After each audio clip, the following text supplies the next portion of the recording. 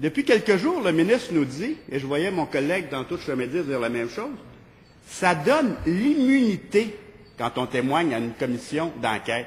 Mais qu'est-ce que c'est que cette façon de présenter les choses? D'abord, contrairement à ce qu'a dit le député de Chemédis, ce n'est pas nécessaire que ce soit dans la loi.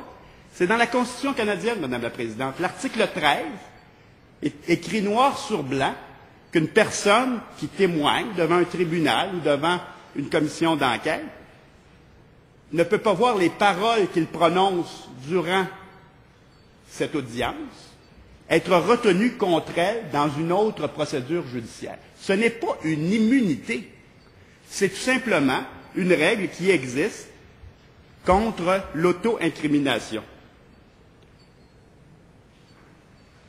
Ça ne veut pas dire, Madame la Présidente, ça ne veut pas dire que suite au témoignage que l'individu aura rendu devant les tribunaux, on ne pourra pas utiliser ses paroles dans une éventuelle poursuite. Mais si, par exemple, je vous donne un exemple, Madame la Présidente, très courant. Un individu vient déclarer qu'il a commis un crime devant un tribunal, devant une cour criminelle. On ne peut pas par la suite l'accuser de ce crime parce qu'il est protégé par l'article 13 de la Charte. Mais si le même individu va répéter le soir dans un bar à un individu qu'il a commis le crime, on pourra l'accuser de ce crime en se servant de la preuve qui découlera de cette conversation dans le bar. Autrement dit, oui, on ne peut pas accuser quelqu'un en fonction des paroles qu'il prononce devant un tribunal, mais on peut l'accuser par le biais de d'autres éléments de preuve. Et ce qui est intéressant avec la commission d'enquête, c'est qu'un individu qui est obligé de parler va révéler toute une série de choses qui vont certainement intéresser de façon très importante les policiers, à partir desquels ils pourront monter des dossiers.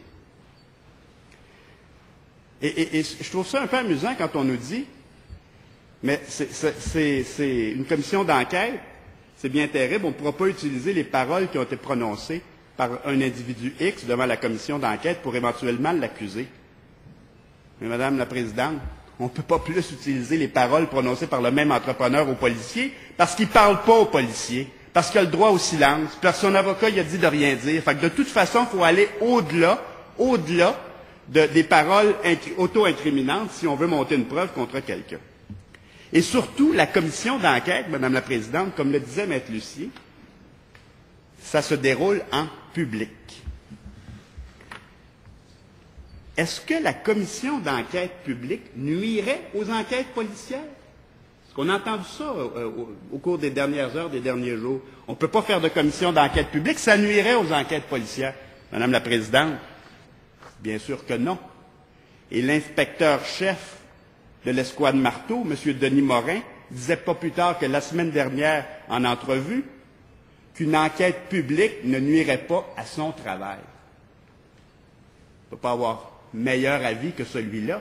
Oui, il faut continuer les enquêtes policières, mais en parallèle, parce que les enquêtes policières portent sur des individus, il faut aussi instaurer cette commission d'enquête publique qui permettra d'aller au fond des choses, pour reprendre l'expression que plusieurs ont utilisée, notamment Yves Boisvert dans les derniers jours, pour casser le système. Madame la Présidente, la manière efficace, dit Yves Boisvert, de casser le système consiste à en étudier et exposer les rouages et les acteurs aux moyens d'une enquête publique. On peut continuer les enquêtes policières en parallèle, faire la commission d'enquête. L'un va alimenter l'autre, l'autre va alimenter l'un, Madame la Présidente, et la société en sera mieux servie. D'ailleurs, Madame la Présidente,